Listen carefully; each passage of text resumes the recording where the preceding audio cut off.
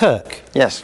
In Victor Stenger's book, God, the Failed Hypothesis, he says, evolution by natural selection is accepted as an observed fact by the great majority of biologists and scientists in related fields, and is utilized in every aspect of modern science, including medicine. How do you account for the fact that evolution is now the dominant philosophical understanding for so many of the sciences? Well, that's a very good question, and it is pervasive in society. I think that the number one reason that many people don't believe in the existence of God is because of evolution. And we've been taught that evolution is how we got here, therefore, because it's assumed that it's a scientific fact, therefore God does not exist. So let's look at the theory for a moment.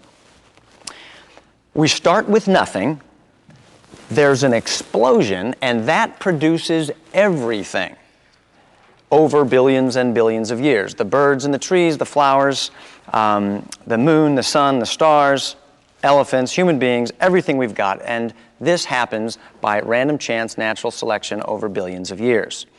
Now, Charles Darwin said that in order for his theory to be true, there must be millions of in-between stages, transitional forms in the fossil record.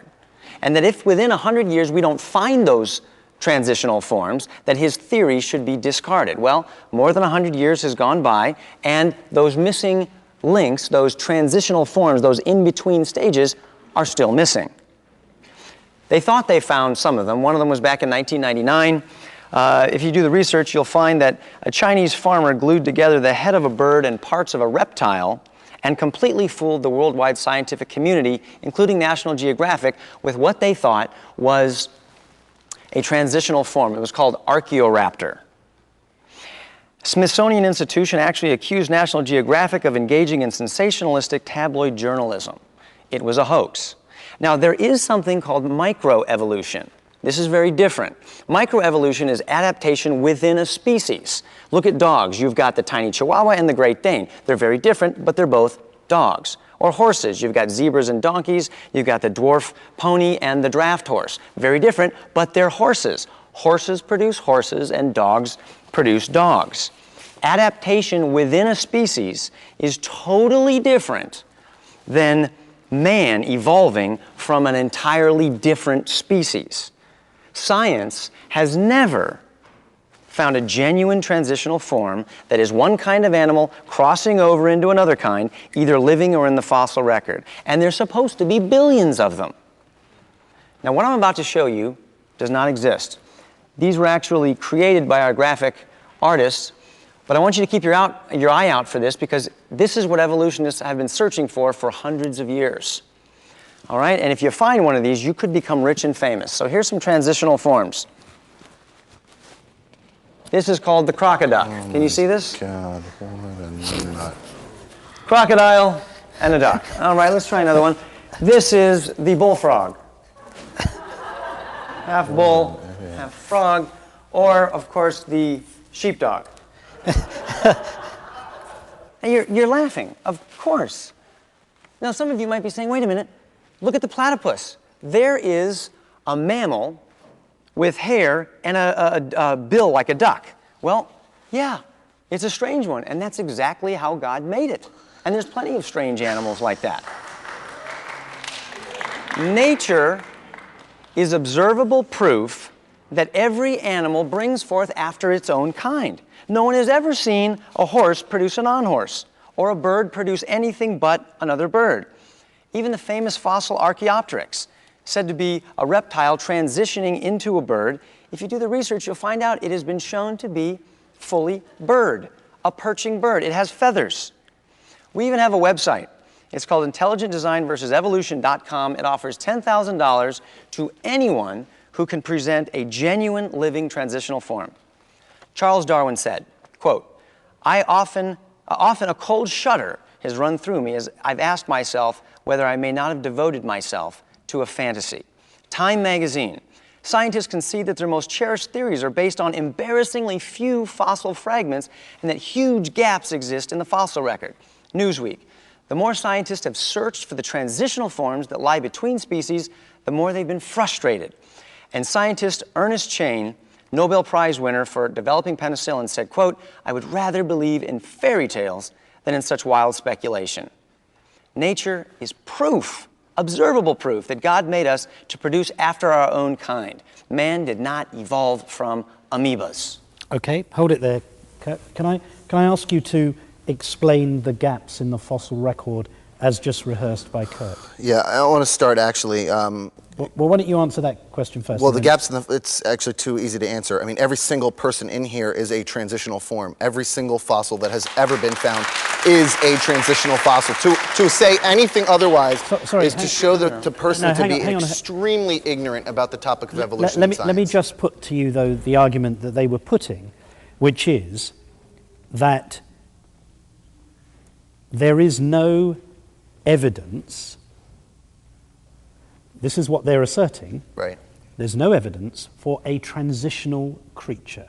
But what I'm saying is that every single person alive, every animal that has ever lived is a transitional fossil. What do you mean by that? You can see... But you weren't, when you were born, you weren't transitioning from monkey for the first 5 years to human being for the next 10. Correct. However, you can look back at what I transitioned from. No, I'm asking... You can look at fossils like Australopithecus afarensis. No, I'm sure, but the argument you're making, sorry, Brian, the argument you just made was that everybody in this room is a transitional creature. And what all life is constantly evolving. And what I'm asking you is, explain to the audience what they were when they were born, which is different to what they are now. No, that's not what I'm saying. Okay, what I'm saying is that people evolve over time. All animals evolve over time. The claim that there have never been any transitional fossils found. I talked to the American Museum of Natural History this week. They were unfortunately unable to bring fossils here. Anybody can go to the exhibit. They have plenty of fossils there to show. Kirk and Ray, I will get you free tickets. I'll pay for the tickets. You need to go and see the exhibits. There are plenty of transitional fossils there. Hundreds and thousands have been found. We put together, I figured you would say this because I know this is your stock, rationalresponders.com/evolution proof. Could you give us one now, a transitional form? Just be specific. Well, you have to go look just at one. them. Australopithecus afarensis. What's the transitional form from what? From a previous other ape-like creature to the, what we have today. There's that Australopithecus afarensis lived about 7 million years ago. There are plenty of transitional fossils in between, because you can date it. How can it be dated? With, what is it? Radiometric dating. And you believe that? Okay, we're not going to get into like we're all believing this on faith. Let me go back for one moment, because you can expose the sort of and I don't mean offense, Kirk. I really like you when I use the word ignorance, but when you say that evolution says we start with nothing, and that was how you opened your statement, you actually show that you have no understanding of evolution. That's actually the theory of abiogenesis. That's how all things started. Okay, that's how life started on Earth. Evolution happens after we were already here, after life started. You spoke about an example where the chicken head and then the Smithsonian exposed it as a fraud. That's a good example of how science works. We learn from our mistakes. Yeah, they got tricked. They figured it out. We now change that to accept what was the fact. You talk about microevolution. Until you find out that was maybe wrong and you have to scrap the theory again and come up with the next one. And it'll happen over and over. You scrapped one fossil out of the hundreds of thousands that are available. You spoke about microevolution and how we have that, but not macroevolution. I'd ask you, how can you not walk a mile taking one step at a time? Microevolution is one step at a time. Macro is when you get to that end of that mile. How can you not walk a mile taking one step at a time? Before you do that, okay, that's your response to what they've said. Can I just respond, Kirk, to the argument that you've just heard, which was that actually evolution is evidenced. There is evidence, and it is accepted. As far as I understand from the research that I've done, I'm sorry, ask me that question again. Tell me again. Multiple times. Okay, thank you very much.